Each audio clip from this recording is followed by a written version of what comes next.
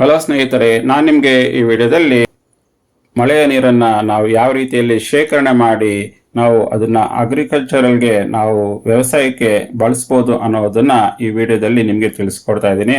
ನಾವು ಮಳೆನ ಇಲ್ಲಿ ನಾವು ಬರ್ಸೋದಕ್ಕೆ ನಾವು ಇಲ್ಲೇನು ಮಾಡಿದ್ದೀವಿ, ಒಂದು ಟ್ರೈನ್ ಇಟ್ಟಿದ್ದೀವಿ ಮತ್ತು DC ವಾಟರ್ ಪಂಪ್ ಮತ್ತು 9 ವೋಲ್ಟ್ ಬ್ಯಾಟ್ರಿನ ಬಳಸ್ಕೊಂಡು ನಾವು ಮಳೆಯನ್ನು ಇಲ್ಲಿ ಸೃಷ್ಟಿ ಮಾಡ್ತಾ ಇದ್ದೀವಿ.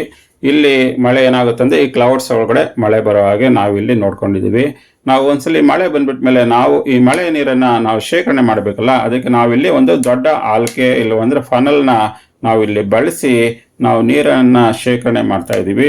ಒನ್ಸ್ ಈ ಫನಲಲ್ಲಿ ಇಲ್ಲಾಂದ್ರೆ ಆಲ್ಕೆಯಲ್ಲಿ ನೀರು ತುಂಬಿದ ತಕ್ಷಣ ಆ ನೀರು ಎಲ್ಲೋಗುತ್ತೆ, ನಾವು ಒಂದು ಡ್ರೈನೇಜ್ ಥರ ಮಾಡಿ ಇಲ್ಲಿ ಪೈಪ್ ಸಿಸ್ಟಮ್ನ ಅಳವಡಿಸಿದ್ದೀವಿ.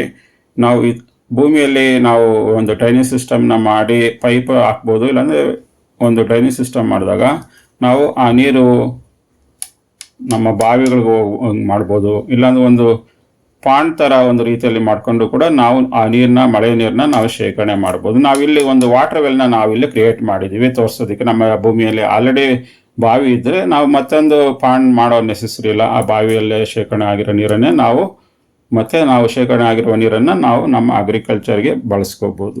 ಈಗ ಡೆಮಾನ್ಸ್ಟ್ರೇಟ್ ಮಾಡ್ತೀವಿ ಯಾವ ರೀತಿಯಲ್ಲಿ ಎಂಟೈರ್ ಸಿಸ್ಟಮ್ ವರ್ಕ್ ಆಗುತ್ತೆ ಅಂತ.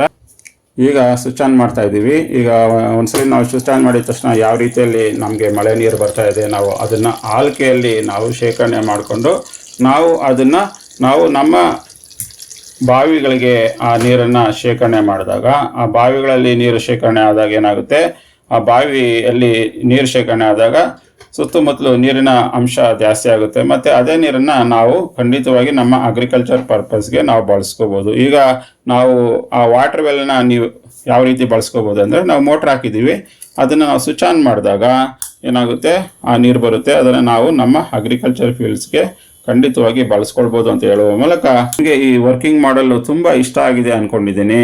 ನಿಮಗೆ ಇಷ್ಟ ಆಗಿದೆ ಖಂಡಿತವಾಗಿ ಲೈಕ್ ಮಾಡಿ ಮತ್ತು ನಿಮ್ಮ ಫ್ರೆಂಡ್ಸ್ ಕೂಡ ಶೇರ್ ಮಾಡಿ, ಅವ್ರಿಗೂ ಕೂಡ ಈ ವಿಡಿಯೋಯಿಂದ ಸಾಕಷ್ಟು ರೀತಿಯಲ್ಲಿ ಬೆನಿಫಿಟ್ ಸಿಗುತ್ತೆ ಅಂತ ಹೇಳುವ ಮೂಲಕ ಈ ವಿಡಿಯೋ ನಾನು ಇಲ್ಲಿಗೆ ಮುಗಿಸ್ತಾ ಇದ್ದೀನಿ. ಧನ್ಯವಾದಗಳು.